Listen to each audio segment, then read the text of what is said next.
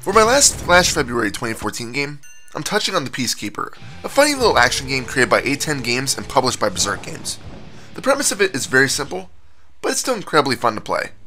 You control the Peacekeeper, a lone guy in armor shooting a machine gun at countless waves of enemy soldiers that reportedly want to steal a piece from you. Of course, that makes no sense. Trying to steal peace by shooting each other? Sounds strange, and it is. The game also plays around with this quite a bit in the random dialogue you get. Many of the soldiers act like peace is a true, physical thing, just adding to the atmosphere of the oddness of the game. But when it comes down to the gameplay, it's just a basic action shooter. You can't move your Peacekeeper left or right, but instead only up or down. There's essentially only 3 possible places where he can stand, but when you're not shooting, he's automatically crouched down to avoid the basic gunshots. Of course, you won't kill anyone that way, so you'll need to time yourself to shoot when not at risk of getting hit yourself. This may sound easy, but it actually gets challenging later on in the game. In addition to your basic enemy firepower, there will also be a few other guys that have attacks you need to be wary of.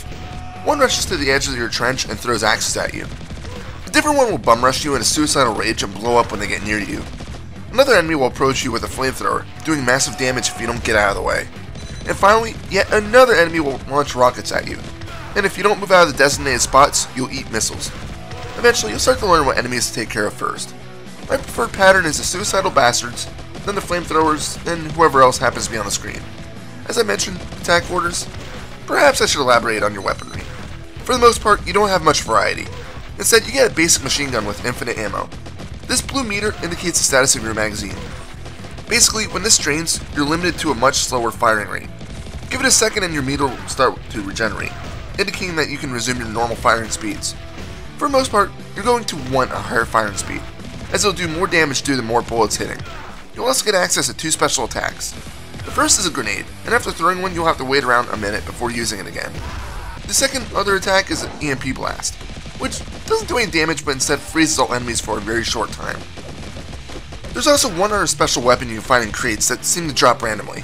This is called the pacifier, and it's essentially a missile launcher. Your blue ammo meter starts to flash and it will then indicate how much ammo you have left in the weapon. Once that's gone, you're back to the machine gun.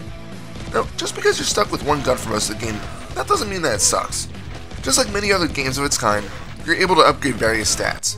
These range from the amount of damage each bullet does to the amount of gold you earn from killing the enemy soldiers to even upgraded armor.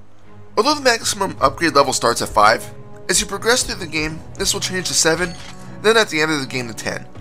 Naturally, things start to get really pricey, and from what I've heard from other players, it's an incredible grind in order to upgrade everything because the gold you earn just isn't skilled very well. However, upon saying that, the game doesn't force you to fully upgrade in order to finish it. The final bosses can easily be defeated with nothing more than basic upgrades, as long as you've been careful enough. As for the wave layout, there's a total of 30 official waves. Between each one, you're allowed to buy upgrades.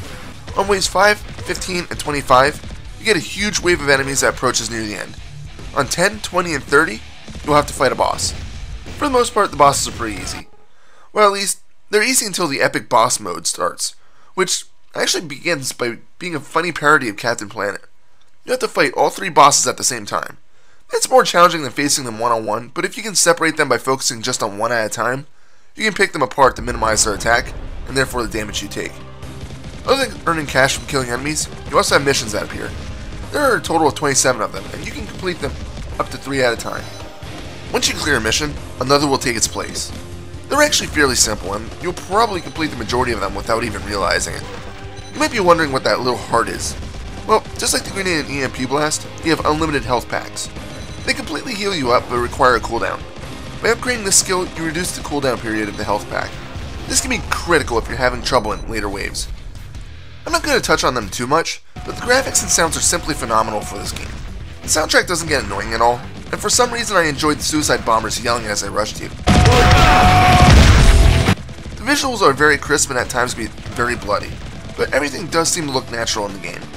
Unlike Road to the Dead, even the explosions look like they're in the right game. Although the Peacekeeper is incredibly addicting, there is a slight catch. It's actually pretty simple.